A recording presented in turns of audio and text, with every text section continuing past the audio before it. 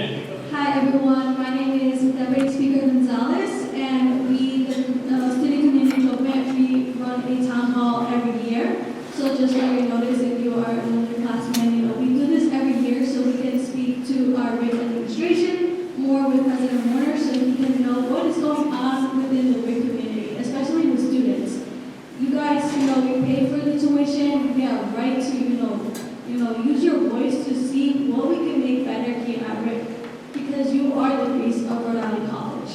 So that's why I always emphasize individuals, make your voice matter. Your voice is so powerful here at RIC. You can make anything change with your voice, especially as a collective, we can make things change. So I just want to say thank you to President Jack Warner for taking your time out and coming here. And then I also wanted to thank the administration as well, taking your time out of your busy schedules to come here to the town hall. And I want to give a special thank you to all the students here, because I know you probably are at class right now, but you're taking your time so the president can listen to your voice. And again, you're making a change just being here. So I'll pass it around this mic to any student that want to go first. Did I preempt you? It's okay. I didn't want to start this off. No, it's fine. I just walk right in here and take over. Don't worry, I'll follow along. So you recovered well, thank you. And I want to thank Melissa Marcotte, one of our professors, for bringing your class here. So getting a student turnout is important with these. So thank you, Melissa, for helping with that. does anyone want to go first? I know being the first is kind of like scary, but I promise we'll get the conversation going. Don't be afraid. Yeah, Nico?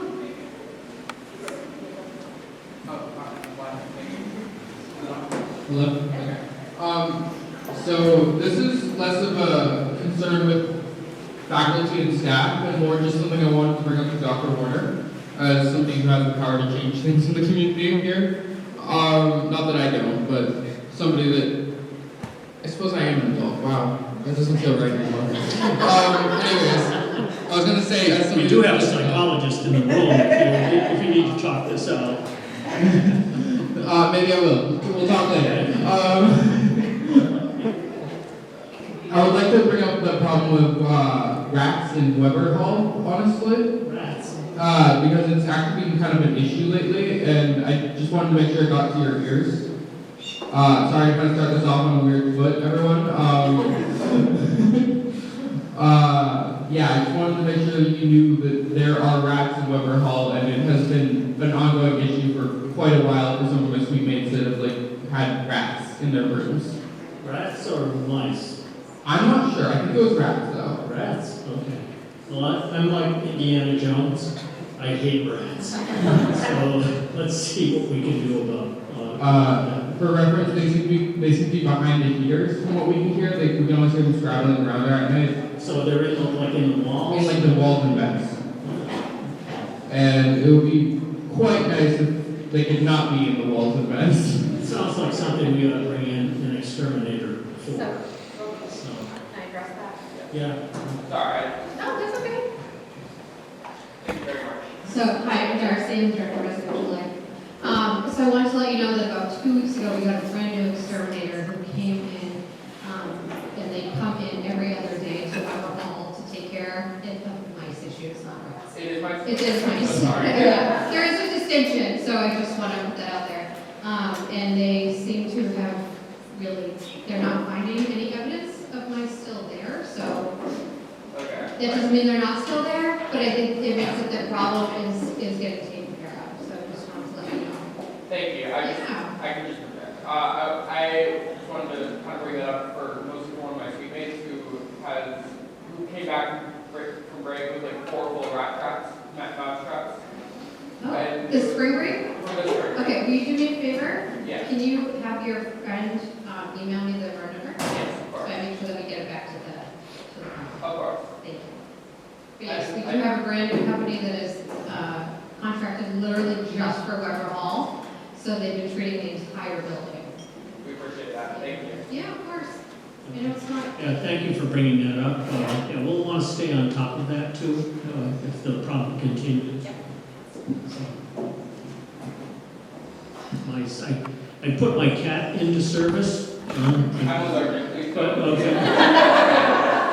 Fair enough. But I feed my cat, so, you know, she's not hungry enough.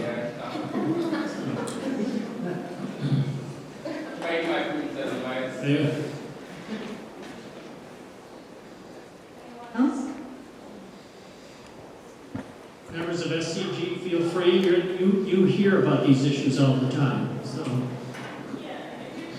I've heard like mumblings about changing the blackboard structure that we use. Is that happening soon? I believe it has, that we've upgraded to Blackboard Ultra. Is that what it's called? We are in the process of doing that, so for fall, I'm Pam Crispin, the CIO. I'll give Pam a mic. Oh, sure. Out loud, though.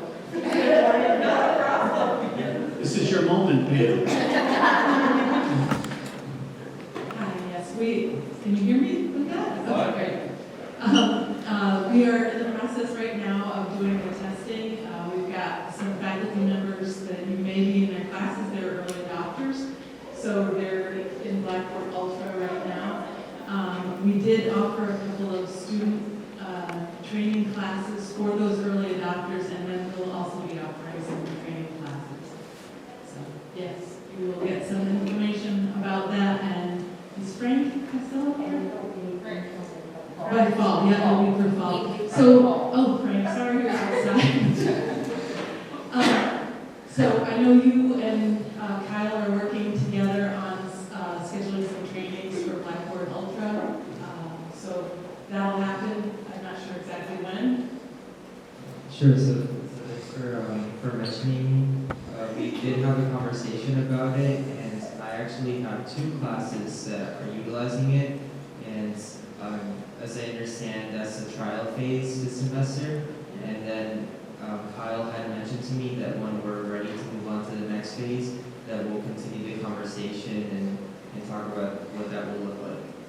Yes, and I can't thank you enough for connecting up with my staff so that you get everything that you guys need. So thanks. And you should know the context for this kind of thing is that a company like Blackboard, when it puts a new upgrade into place, there's a period of time after which they won't support the older version. So we really need to upgrade, to take advantage of all the guarantees and that come with the product. So, and it's better usually to do that earlier rather than risk being with an older version that's no longer supported by the vendor.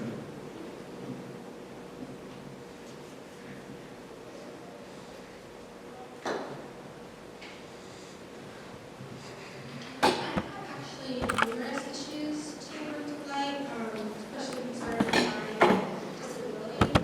There is a huge concern with some of the elevators that are not accommodating to certain people's medical equipment, as well as the shuttle platform that we use. It doesn't accommodate certain people's disabilities for when they need to use the shuttle. They can't navigate the app. I also have concerns regarding allergy issues on campus. When providing student documentation, there's an extent where it goes against the Title IX issue on some regards, and making sure there's accommodations in place for those that do have an allergy that's so disabling that they can't get around a certain thing. There should be protocols in place really to avoid certain people being in a life-threatening situation on top of the other ADA issues that are being put in place and followed on campus. And then I also have some issues regarding the worry of the students that are losing the chance for their children to be placed at the local school and what might happen to them, if there's going to be something put in place to help them, or if there's a decision going to be made to accommodate those people going forward. Yes, there's outside sources, but there's not really much to say that's going to be done on the forefront from the school itself.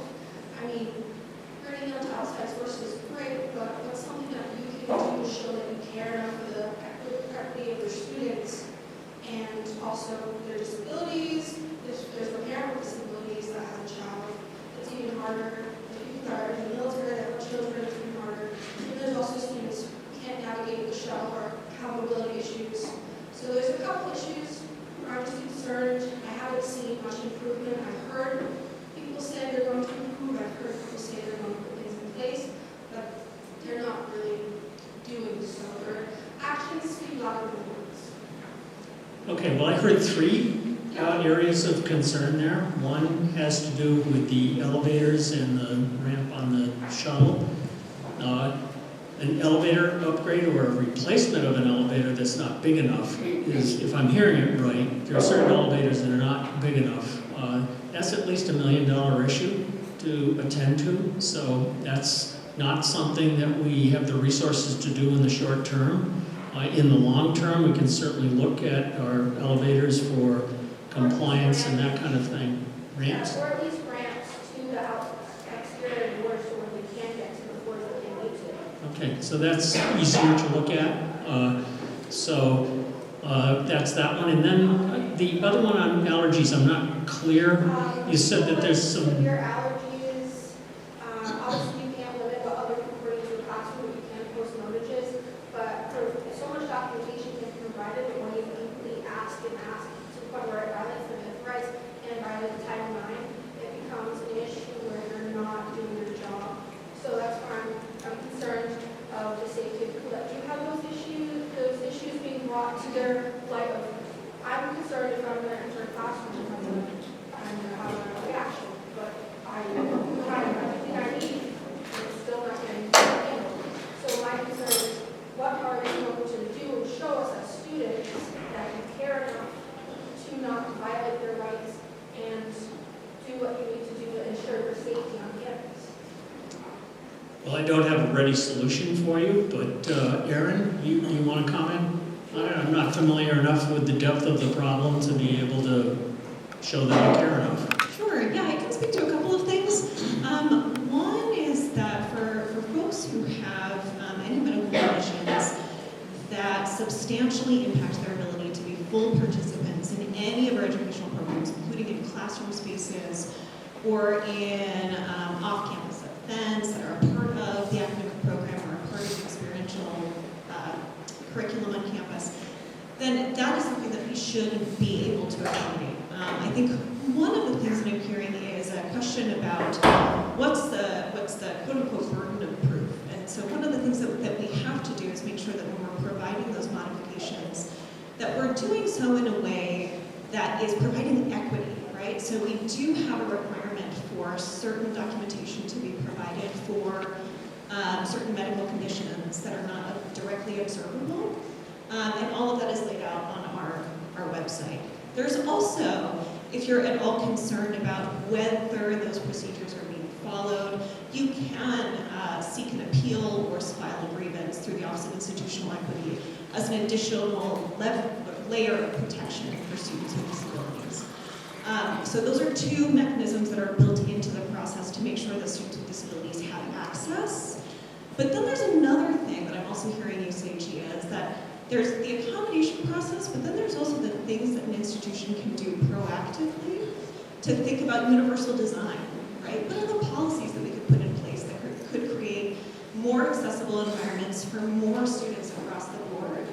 And I will share that there are some things that we've been trying to consider as students have raised those questions. And so I'll let the other folks in the administration speak to other sort of larger policy initiatives that are in place, things that we've been thinking about in terms of facilities and space sharing and that kind of thing. But there's two mechanisms there. One is a longer approach, takes a longer time to think through solutions, but if there is an immediate need that is directly related to disability, that can be immediately accommodated for through the Disability Services Center by following the appropriate procedures. And that's what I was speaking to the fact that there is appropriate procedures. Like I mentioned the appeal process, because at some point once you provide sufficient documentation, that's the point where they're asking, and I noticed this during their processing, they're asking things that actually violate the civil rights, and then it goes against Title IX. So that's where we get to the concept of what can change during that process to make it easier for students to not feel as though they're not being seen, not listened to, and their rights are being violated, because directly they are. I'm sorry to say so. And then also, we can talk about relations, there's interconnections or that we can do in each building, each classroom to avoid certain allergies being brought to where someone can have an allergy. Thank you for raising that additional piece. Yeah, that is something for us to consider about the vending machines. In terms of processes, we're always interested in learning more about how to reduce barriers to access for students. So happy to talk more offline with you if you've got specific recommendations about how to reduce that. In terms of if folks are concerned about rights being violated, again, we have mechanisms in place in the institution to examine that more fully, and you're welcome to connect with the Office of Institutional Authority for that. And I believe the third issue you raised had to do with the co-op child care center. And that's had a long history of funding from SCG. SCG decided that that was less of a priority than funding other activities on campus. That's within their purview. So they have done that. The question for me is whether the college would pick up the expense of that.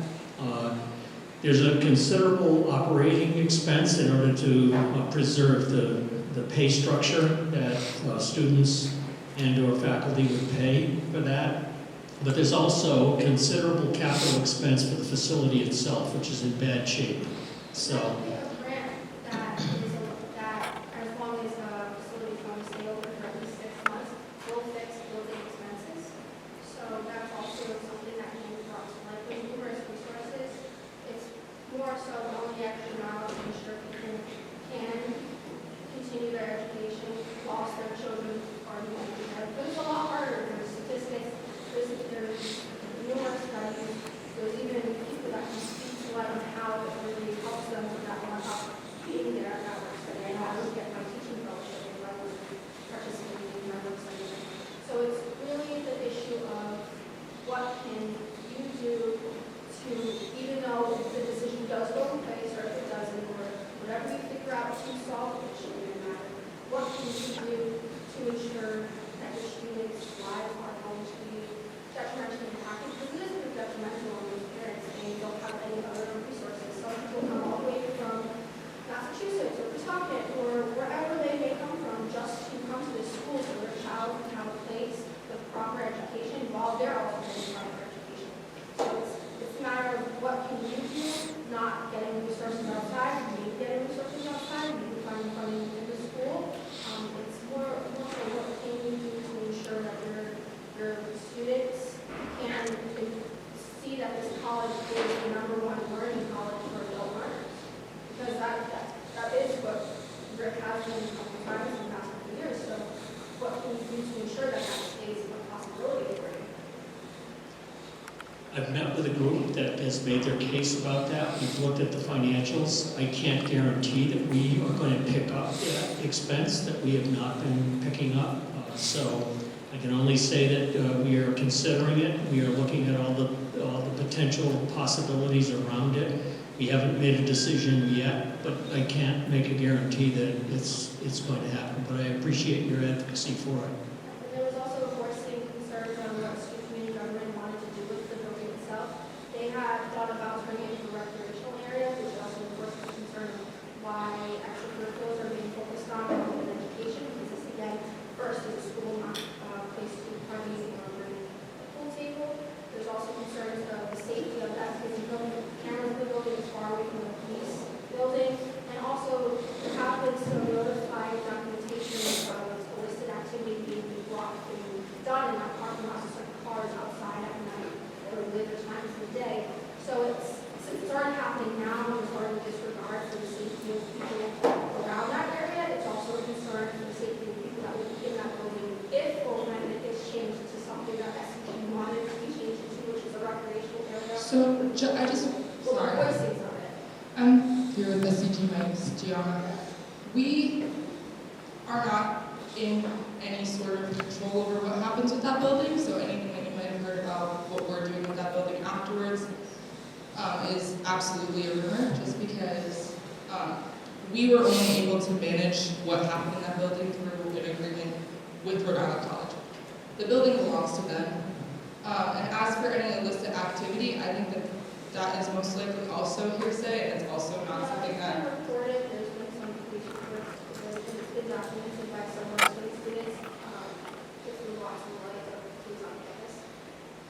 It's just that whatever activity may or may not be happening in that parking lot isn't really. But it hasn't happened, which is a concern, continuing because it's such a closed area where it's far away from things. And also concern is at least being questioned of maybe wanting to go to, and obviously you're saying it's a different kind of activity, but if that space potentially is used for something in that nature, there's a concern of if it will be brought into potentially a dangerous situation.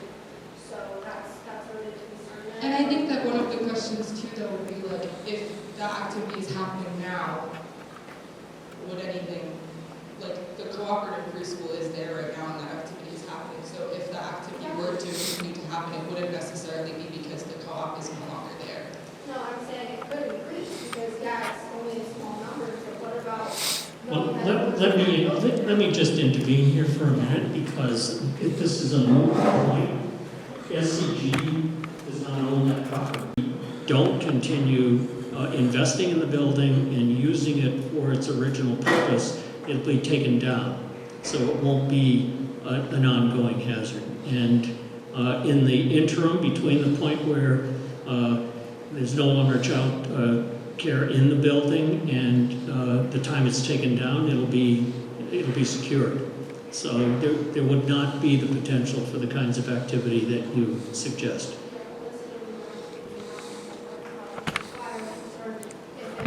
Whatever happens to the building, whatever happens to the building, it was mostly a concern of student safety and campus safety because it's in such a small or secluded area. It's between the tennis court and the offices. Okay, well, thank you for your questions. Others?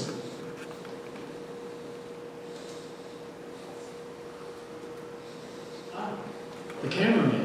It's not a full cop, the cameraman. Can that camera do a selfie? Just- So, hello, Dr. Warren, thank you for the opportunity to, ask you questions directly. And of course, my name is Tyler Jackman, editor-in-chief of the Anchor Student newspaper. I actually just wanted to ask you for, I guess, a little bit of clarity regarding the fate of Whipple Hall. I've heard rumors abound that RIC's new cybersecurity institute that program will soon be moving into Whipple Hall. And cybersecurity, of course, it's a burgeoning field, absolutely something that RIC should get the jump on, and I'm glad to see they are. And I ask around and say, that is really cool. So where's the communications department going to be, obviously Whipple Hall is going to be occupied by a cybersecurity program and institute. And usually the answer I get is, I don't know. So I was hoping you would shed a little bit of clarity on that issue. Sure.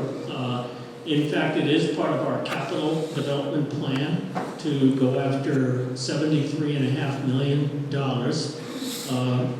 55 million of which would come in the form of a GO bond. Those are bonds that go before the voters in the fall to be voted on. And the remainder of the money, which is $18.5 million, I believe, if my math is right, would be in RIPAC funds. Those are funds that attend to deferred maintenance on campus. So it's a $73.5 million project. It would totally redo Whipple, which is one of the 6 original buildings at the institution. So it's got some age on it, and it shows some wear and tear. The project would also upgrade our steam system. So we expect some efficiencies in terms of our energy costs and that sort of thing to heat the campus. So yes, the intent is that for all the information technology programs, including cybersecurity, there's a burgeoning, developing program in artificial intelligence that's also on the books. Cybersecurity has become very popular. There are 35 majors right now, and the program was only approved in last June. And we have about 135 applicants indicating interest in cybersecurity for the coming fall. Those jobs pay 6 figures, so they're very high-paid jobs when students graduate. There are over 1,000 job openings in cybersecurity in Rhode Island alone, and over 700,000 nationwide. So it's an area of real opportunity, I think, for students, and an opportunity to earn high wages right here in Rhode Island. So as to communications, some of the communications department has already been relocated over to Craig Lee. That's probably where the rest of the department will be located as well. We have available office space in Craig Lee and or Gage, but probably Craig Lee would be my guess, because there is space available there. Okay. You don't see any potential downsize of the communication department or any adverse effect from locating them in Craig Lee or Gage, like relocating them to some of the merged buildings with another department? No, I should think communications would enjoy being in a more modern facility. Whipple's got some age on it, and it's not the best. I think the HVAC in Craig Lee is much better. The views are better overlooking the quad. So I think it's a better place to be. I don't think you'll find complaints from the communications department. All right, thank you, I appreciate it.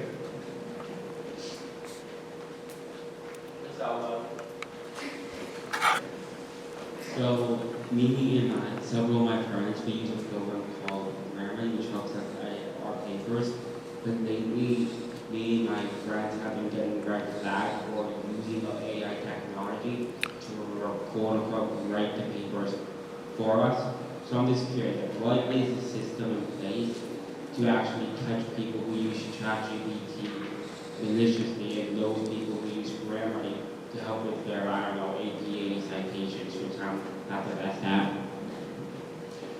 Well, I have a bit limited knowledge of what's in place to catch a paper totally written by artificial intelligence. I have had my own graduate students use Grammarly. I never found an objection to that, except for the one student who couldn't stop the edits from going forwards. I mean, this Grammarly shows every correction. So, and what a professor expects is that the final piece be what is submitted.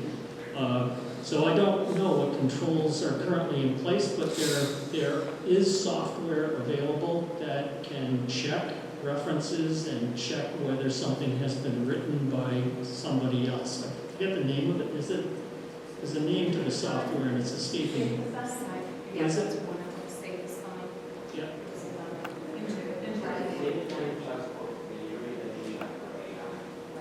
So my comment with that though is to check with your professors. This is Carolyn Masters, our Yes, provost. sorry.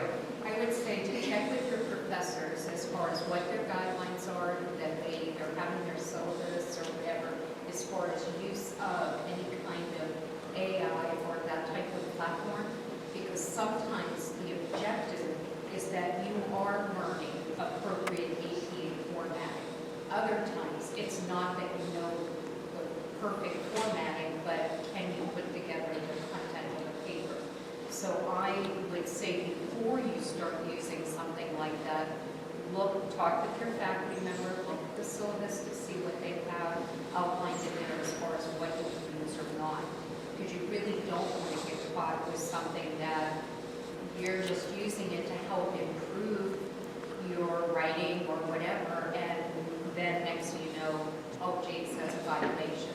So communication, talk with your faculty member what their expectations are, look at the syllabus to see what they've included. I do know that we're going to be working on a more college-wide policy on use of AI and what is AI, because there's such a diverse understanding of what that is. So, good point though. So I'm going to depart for a moment from listening and answering questions and offer advice to students.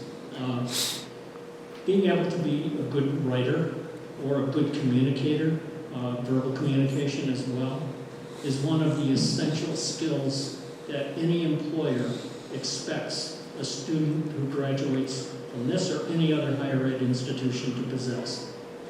And if you have AI'd your way through by letting either software or other people or however you're doing it, you're ultimately cheating yourselves.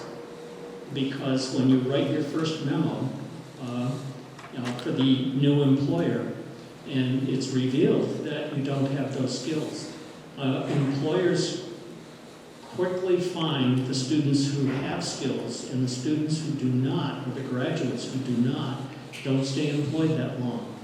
There are actual studies that show, and you may have heard me tout the value of the college education in terms of your earning power over the course of the rest of your careers. But that earning power only goes to those students who have high levels of skill that the degree implies that you have. There's a study that I'm aware of, a very large study done through ETS that linked scores in essential reading, writing, and mathematics against earnings in the workplace. And those who can't reach a minimal level of proficiency on those scores did not gain very much value in terms of earnings in the workplace. So my advice is take your assignments seriously, do them with fidelity, and develop the skills that the degree that you get from here implies that you have. So I hope that doesn't show any further questions. I have a quick question on the topic of AI, I guess, and I totally agree that like the skills, like writing skills and linguistic skills are absolutely essential, especially like if you're going to be getting a degree, you should be able to write an essay. But on the other side of the coin, I guess I was just curious, like, since it is starting to look like AI is going to be like a part of the future, is the school planning at any point to maybe integrate some classes on how to like very effectively use such a tool? Like if you think about it, it's like a calculator almost, where you can have it become very effective if you use it properly. That's a great question. We're not the only ones wrestling with this, and in fact the state has created an AI, I think it's called the task force, but we had a signing here. Our own Jim Langevin, I say our own, he's a former congressman for Rhode Island, but he is heading up our cybersecurity center and is going to be instrumental in developing our own AI program.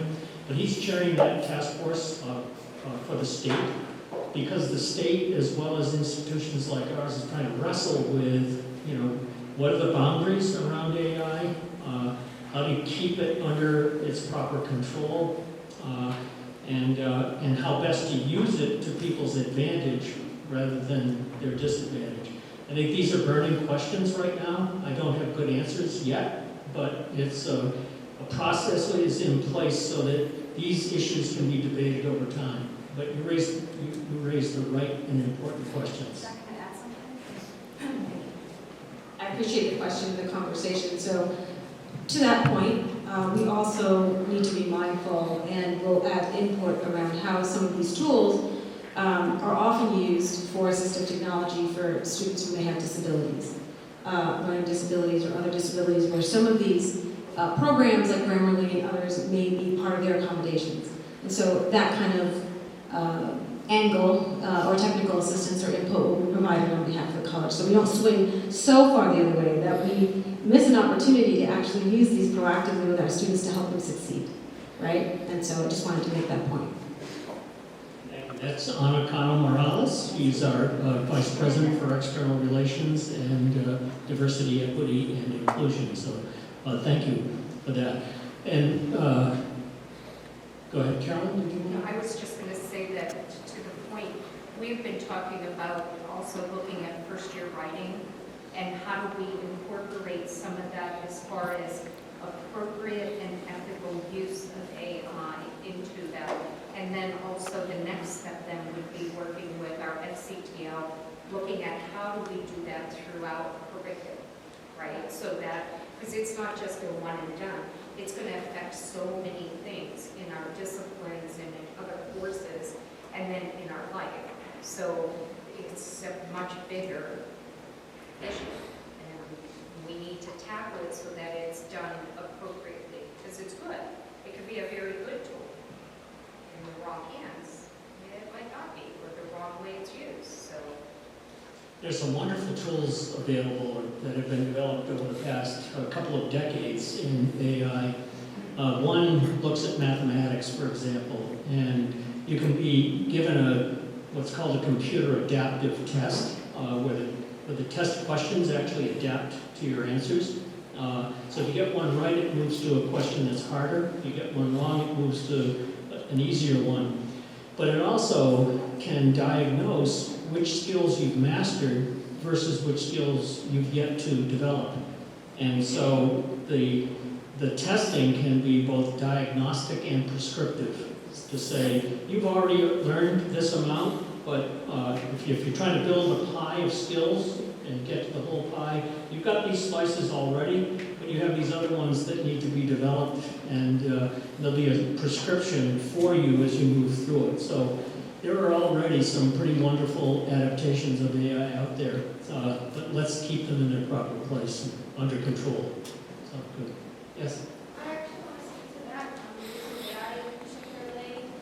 This event had happened where I had to explain to a professor, despite my accommodations, and obviously them being needed to meet my accommodations and accepted the accommodation through AIM, I had to explain to them the usage of headphones and using a reading software, despite them stating, well, the platform we're using doesn't have audio while I have access to it. So it's really, it's beneficial, yes, to use AI and different softwares to help students with disabilities, but it also makes them a target to some situations where it can induce panic, anxiety, or that existential feeling of I am different because of my disability. So it's really a concern of if we're going to be using these softwares, we have to really ensure that those situations won't happen.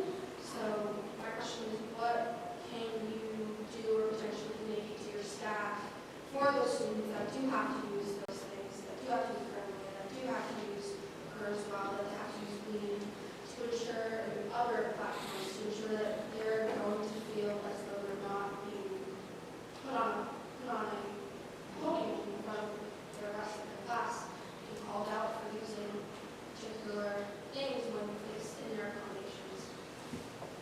Well, what we have is disability services. You've already heard from Aaron Brown. Those are your advocates to advocate for the kinds of accommodations that are needed as students interact and navigate their way through our curriculum. Well, advocating is only the forefront of implementing the ultimate technology that I need.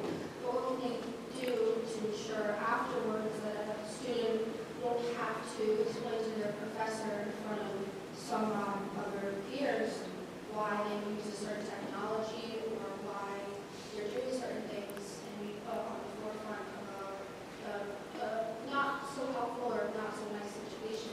It's really what can you do to ensure your staff are doing their jobs and reading everyone's alternate forms of testing, forms of note-taking, forms of usage of technology in the classroom and out of the classroom.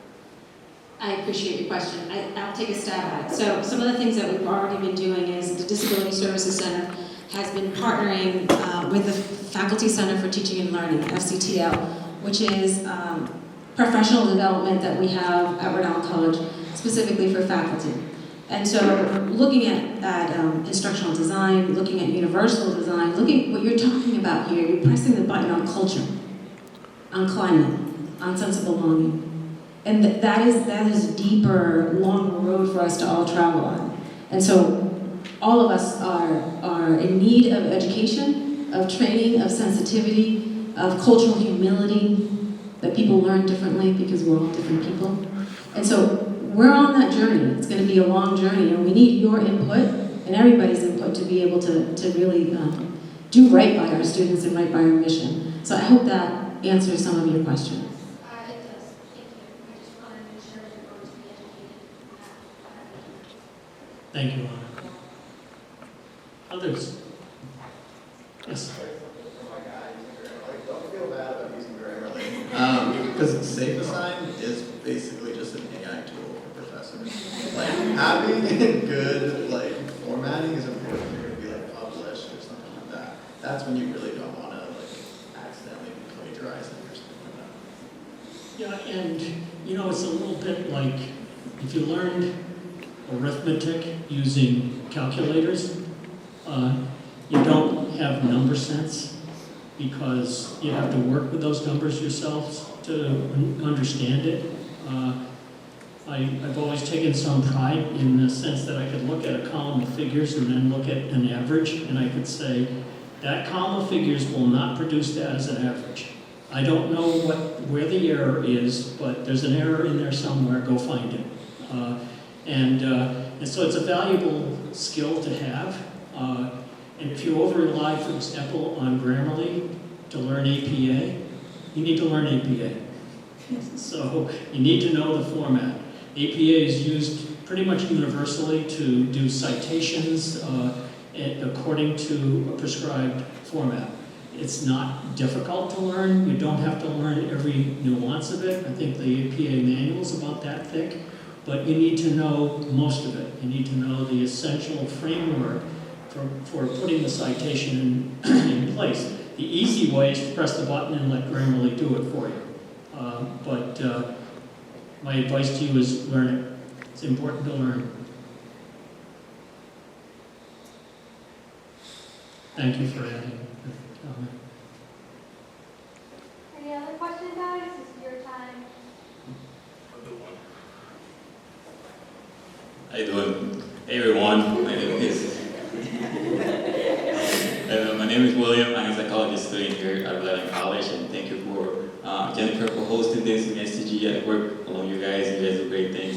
And I appreciate the administration coming out here to listen to what we have to say. You know, I have had the chance to work with many of you guys here throughout the years.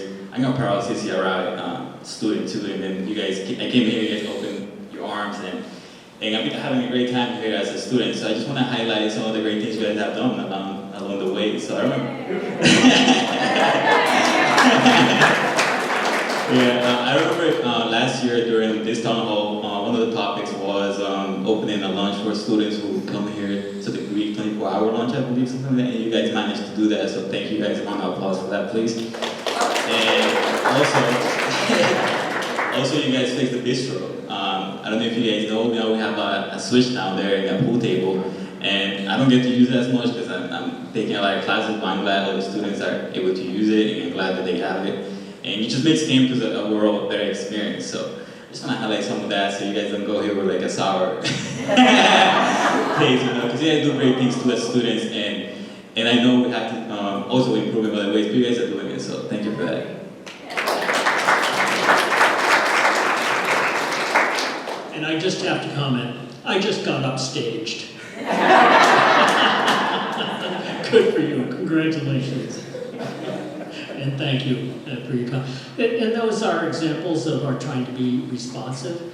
The other thing that I've noticed, I came here 2 years ago, and it was post-COVID, and it took us a while to get the vibrancy back to campus life where students wanted to hang out. There weren't enough things to do. And I think I give great credit to Cindy Kozel and Ted Zito and their staff, and Darcy and others who work to make sure that we have events going on. We've got a certain vibrancy to the campus back again. I remember the day that the Hope Scholarship Bill was signed, and it was combined with sort of an academic fair where you could go talk to faculty about different majors on campus, and there had to be 600 or 700 students at least on campus, and all the politicians came and everything, and politicians love crowds because those are voters, and so they came to see all of that, but it was also a shining example of the kind of vibrancy to campus life, and your student community government has taken a big leadership role in that, looking for ways to fund it. They've been challenged because the student fees are not what they used to be, because enrollment has dropped over the course of years, although enrollment is rebounding. And so we expect that fee revenue to increase as enrollment increases again. But you've really done a good job trying to balance the needs of students with the budgetary restrictions that you're facing. So I give you credit for leadership and all of that. But I think what I feel on this campus now, and I didn't feel it my first year, is a real spirit returning. Of course, the women's basketball team helped, didn't it?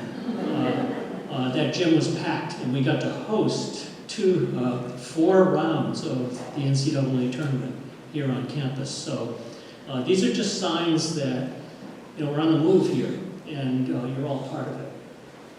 Yes? I mean, we're on the house, but we did mention the future of funding, and I brought the reminder that despite not being able to use the future as paid for it because of allergy accommodations, obviously everyone wants to eat what they want to eat. So my question is there ever going to be something put in place where people can't be able to, well, students, anyone who uses the bistro really, to be able to eat there, to be able, because they do pay for it. It's something I pay for, I'm not, but I want to see the funds go to out of pocket. So it's really a concern of I'm paying for it, but I can't use it. So I want to know, is there ever going to be a good vision of how we can accommodate for everyone who can, so they can eat there? There's also some people who have eating disorders and they don't want to go in and be seen where they get food. So it's also more so not just accommodating for health, it's also accommodating for mental health. It's accommodating for that, again, that piece of inclusion, that piece of culture, that piece of everyone deserves a place to feel they are part of the community. And Rick has said and shown that they are a community, but how can they really take the extra step to do that? To really be there? I'm not clear on why. Is the bistro not accessible physically? It's not accessible for people with certain allergies. Allergies. We can name fish, we can name shellfish, we can name peanuts, peanuts, stuff like that. There's no separate eating quarters, there's no separate area of food. I know if I were to enter the bistro, maybe in some capacity I probably would be taken on an ambulance because I have left campus in an ambulance before. So One of the things I can say, excuse me, is that unlike a lot of colleges and universities around the country, we've got a pretty good track record when it comes to student mental health needs. We've been able to keep up pretty much with the demand. Whenever we've had waiting lists, those waiting lists have been small, and that's due to a collaboration that we have with the counselors that we have on hand here, and also our School of Social Work and our behavioral psych program that lends counselors to that. So it's hard not to read any given issue of the Chronicle of Higher Ed or Inside Higher Ed without coming upon another case of a campus that just can't keep up with the mental health demands of students, and we have, so we're very proud of that. Others? Yes. Hi, Dr. Waters. I can use it. I'm a tour guide. I'm used to it. Hi. So, question about the Hope Scholarship. So, one of the requirements is to stay on track to graduate in 4 years, but a lot of students coming into RIC sometimes work a job or multiple jobs on or off campus. So, how do you plan to keep those students on track for the 4 years to qualify for the scholarship? Great question. It reminds me of being taken to task by the editorial writer of the Bangor News for advising students about how much they should work if they're going to take the 15 to 16 credits. The research on work is very clear. Students who work about 15 to 20 hours a week actually have an advantage in persisting toward a degree over those who don't work at all. So that's the good news. The bad news is that once you hit about 25 hours a week, if you're taking that 15 to 16 credits, you begin to seriously erode your academic performance. So that's the research behind my advice to students. So, and what I would say, and I understand the challenges of making ends meet, but think of it this way. We can offer a bachelor's degree for $22,000 if you qualify for the Hope Scholarship. If you take 6 years, because you have to spread it out, that's $66,000. So just in terms of the economics of it, finding a way to kind of manage your way through that and staying on track is really, really worth it. Not to mention the fact that you get into the job market 2 years earlier and begin to get the wage premiums that you would earn. So the larger answer to your question, though, is that what we've attempted to do for students who've had to lighten up their course load. So between semesters, the fall and spring, and if I forget the exact number, correct me, but last year we had an enrollment of about 250 students taking those intersection courses, and this year it was over 500. And the reason was that was an intentional strategy on our part to let students do what we call credit recovery. So if you had to go from, say, 15 credits down to 12 in the fall, and you wanted to recoup 3 of those, we had the opportunity between semesters. We're going to do the same thing again in the summer, where we expect to dramatically increase the number of summer offerings so that students can do the same. So if you have to work more than that 25 hours to make ends meet, and you have to lighten your course load as a result, we have those credit recovery pieces in place. We're also really trying to streamline the pathways to a degree here. We have a very dense curriculum with too many requirements. We have Gen Ed that exceeds the number of credits that colleges normally require. So we've got a revised Gen Ed program that's going to go through the curriculum committee this spring. Students should be very interested in that set of revisions because they will eliminate the modern language requirement. They'll draw down from 49 credits to 40, the number of credits you need for Gen Ed.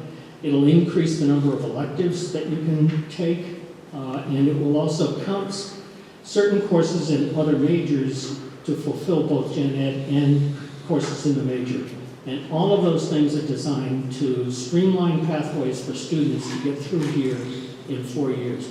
Because it's one thing for students to lighten up your own course load because of other requirements that you have on you, but it's another thing for us to put barriers in place for you to graduate in 4 years. So we're taking that very seriously. Credit recovery, streamlined pathways, better advising, these are all things that are on our agenda. Does that answer your question? All right.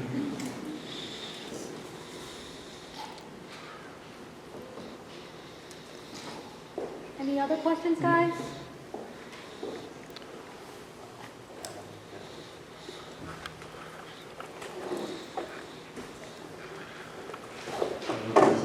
The architect of student surveys. That's me. Guilty. Yes. So my question kind of begins with the observation that there have been lots of investments around the campus to better student life, which we all appreciate. A lot of them, or I would say almost all of them, are directly focused on things that impact all students, like the academic buildings. Because as college students, we're students first, and that's where we spend the focus of our time. There are other priorities that we have, like student involvement. And while that makes up for a smaller percentage of students being on the community campus, I was wondering if the administration has any short-term plans on investing more into student involvement, such as programs like campus labs that URI uses, or this building, which I know is an auxiliary, but still, this building and the dormitories, which, if I'm being honest, are not very physically appealing to look at. So I was wondering, basically, what can we do to invest in student involvement to incentivize students to want to be involved in the first place?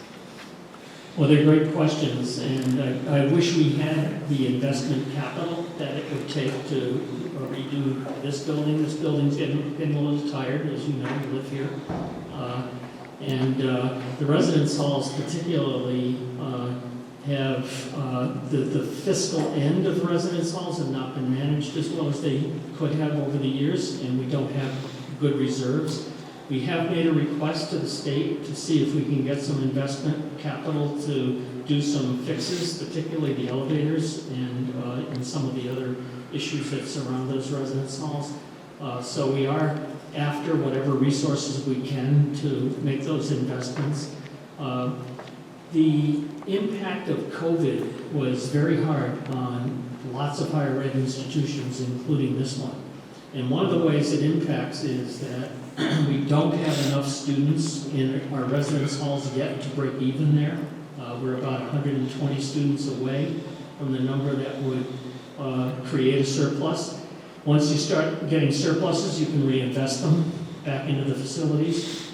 And the residence halls, the capacity there and our ability to fill it up also impacts dining. So dining is also running at a bit of a deficit. So the long-term plan is to fill up the residence halls again. And as I say, we're about 120 away. If the applications keep running for next fall the way we hope and the yield is appropriate, we should be able to get there next year. But that's sort of a longer-term plan. So what I would say is be patient with us. We are aware of the problem, and we're looking for resources to fix some of these things. Good question. I have a concern regarding your math placement for certain students that are transfers. I came from a private institution, Roger Williams. So regarding certain scores, especially for biology, you need to meet a certain criteria and certain level of knowledge. So for me, I came from calculus, but I could not get the credit due to a brain injury that I had on campus. So I stopped my education and came here because you have, like you said, very well processes of disability accommodations and mental health accommodations and really caring for your students' overall well-being. So my question is, during my math placements, I had 2 seizures, both separate times, one because it was too long on a computer and one because it was not fully accommodating on paper because it was overstimulating from my brain injury. So my concern is, after those 2 times, I was not allowed to take the math placement again. What are your future or potential steps to change those policies? Because people with existential disabilities aren't able to really meet that, oh, I can only do it twice and I will pass, or oh, I can only do it twice and a medical issue happens, I will pass. So I have to then take the steps to redo all the courses I've done throughout middle school and high school to get to where I was at college in my first year. So it's really the concern of what policies can you change for those students that are transfers or have had any bumps in the way of their college process, so they can meet the math requirement they were previously at, show that they had previously done that, and really, even if they can't pass that math placement, be able to take maybe an extra step. I mean, I know there's alternate tests, but you can only take either one of those alternate tests. And what if one of those tests is more accommodating than the other? They won't know because they haven't taken it. So it's really the question of what can you do to change those policies? Well, I think that recently we are introducing the math department to a different way to make an assessment.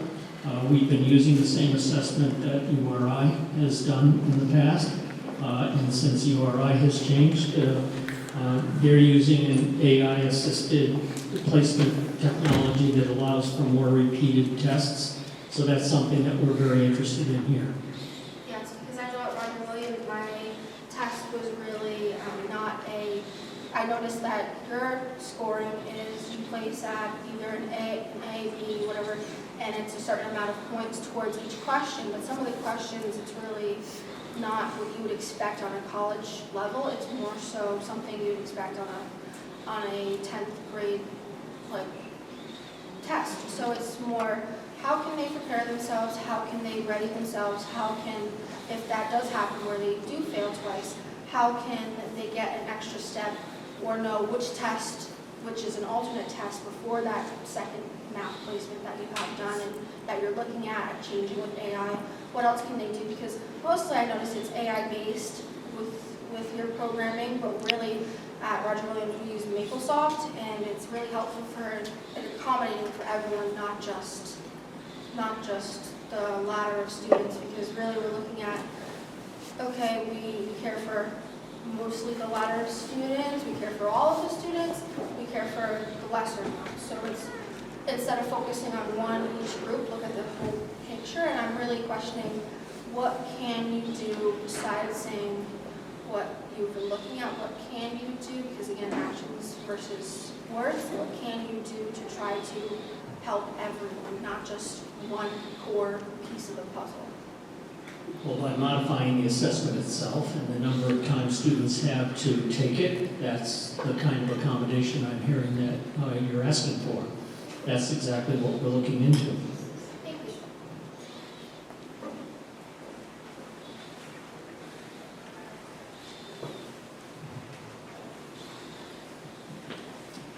Hi, sir. I have a question for you. How do you think we can bring more school spirit into the school? More school spirit. Well, I can tell you what I do. I say hi to people. I kind of don't take no for an answer. Let's all do that. Let's uplift each other's spirits here. I see lots of people on campus, not just students, but faculty and others. We head down, we're off to the next thing, stop and smell those flowers a little bit. So I think the way we treat each other on a day-to-day basis is really important to create the kind of atmosphere that makes everybody feel welcome. I try to model that way. If somebody has a nice RIC sweatshirt on, in fact, what do we have? What do we call it? The swag wagon. We've got a swag wagon that we give out more swag to. People, don't let me catch you wearing a sweatshirt from another college or university. There will be consequences. You'll be called to the president's office and probably given a ripped sweatshirt as punishment for doing that kind of thing. But anyway, there are ways that we can have fun on a day-to-day basis. I think the student life team, your student community government, showing lots of leadership and helping to make the campus more vibrant. But there are little things that we can all do day to day just to make this be a much more fun place to be. And I can see from your demeanor that you're onto that.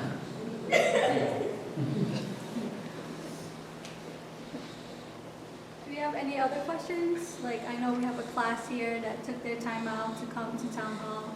No questions, guys? Any other questions? How did my neural evaluation go? You're all right. Good for another 1,000 miles, maybe? All right. I'll take that. Well, thank you all. Thanks for coming. Thanks for bringing your class, Melissa. Thank you all for contributing to a good session. We have notes, so we'll do our best to respond, just like we did last year.